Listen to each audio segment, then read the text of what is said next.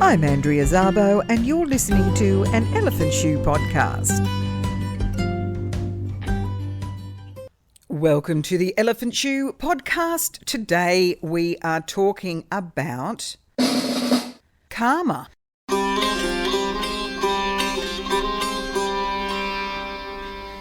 Now, the word karma has become sort of part of everyday's vocabulary now. You know, people are increasingly use it to talk about good deeds and bad deeds and good morals and bad morals. However, I don't know if many people are really clear on what the word really means.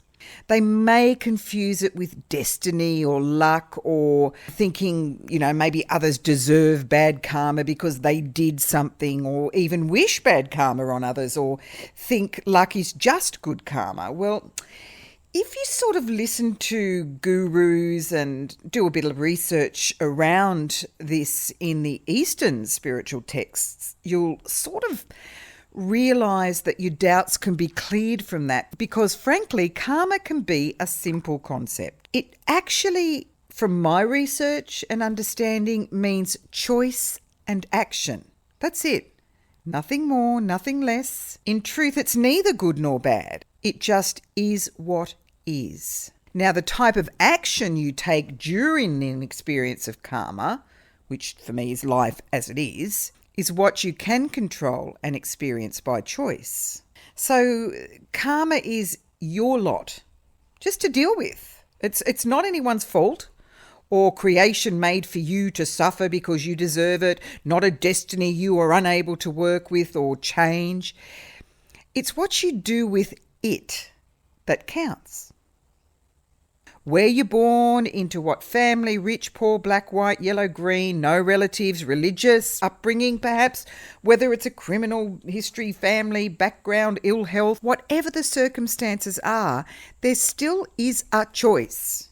If I look at many lives of the clients that I've worked with, abusive upbringings, complications, difficulties, extremities, for my experience, nearly dying due to illness. I've had brain surgery, suffering, physical disability. However, it has taught me a lot about karma. So through the researches and going to groups and workshops and searching and reading and studying and using tools of professionals like psychologists and therapists, I can confidently conclude that there is always a choice. And how I like to put it, it's not what happens to you, it's what you do with it. So karma to me is about growth and transformation. I don't look at my experience of the days that I am in the wheelchair and go, well, this is my karma, I must deserve that. Or maybe I did something in a past life that's brought this to be. I look at it as a path of what is. This is what's happening. What am I going to do with this that I've been given at this point in time? If you go back to the law of karma, you'll be reminded that your life can be your own making by choices. People think, oh, I don't have a choice, it's my karma. Because it's your karma, you do have the choice. So if you want to advance on your path of spirituality or move forward or grow as a person, the responsibility of that entirely rests on your shoulders. If you're constantly waiting for something to happen or someone to give you a push, that can get you nowhere. If you want it, you're best taking the necessary action to ensure it. It is that simple. However, I say that, we've got lots of things that can get in the way of that. Our thinking, our beliefs, perceptions, concepts about the world, the influences around us. However, the desire to be happy, healthy and successful means doing the work.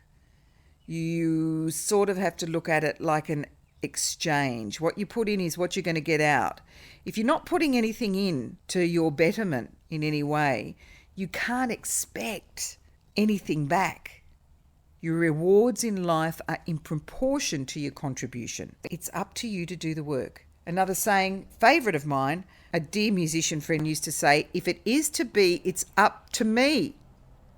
Next time you're looking at this or that and it's not working and you're thinking, this is always crap, it's always too hard, or just ask yourself, what have I done to change it? So I'm asking you, what patterns are you still not breaking to change the karma in your life? What fears are holding you back? We might take an example to understand this. Meditation is often said to be the most powerful practice that can help you grow in lots of ways. If you meditate regularly, you're bound to experience growth. If, on the other hand, you're waiting for someone or something to make you meditate, you might as well keep waiting all your life. Putting in the work brings the results, whatever the karmic experience is you're having at that moment.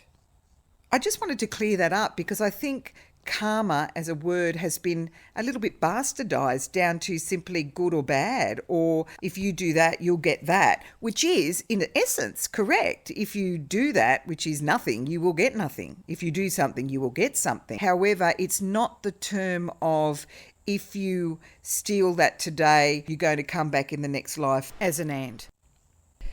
Because for me, when we come from that mindset or belief of that's what karma is, we're really playing into fear.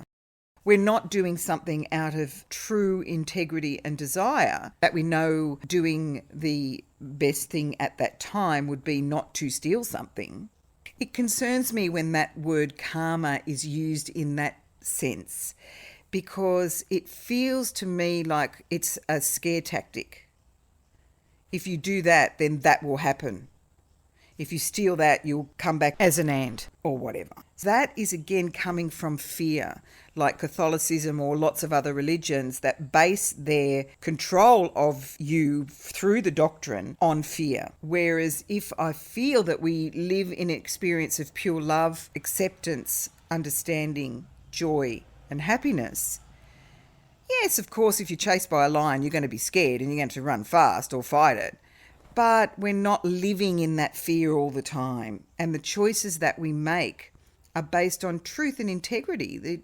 You don't steal because that feels right for you, not because if you do, you're going to come back as an ant and then be squashed in the first 5 seconds. Let's bring karma into the perception of not complicating it, not muddling up the meaning and the relevance and the significance, and go back to the basic understanding for this powerful concept, which is what is your experience, and what you do with it is up to you. Well, that's all I have to talk about today on karma. I hope you enjoyed the Elephant Shoe podcast for this month. I'll be sharing with you again on the last Friday next month. Until then, love and light.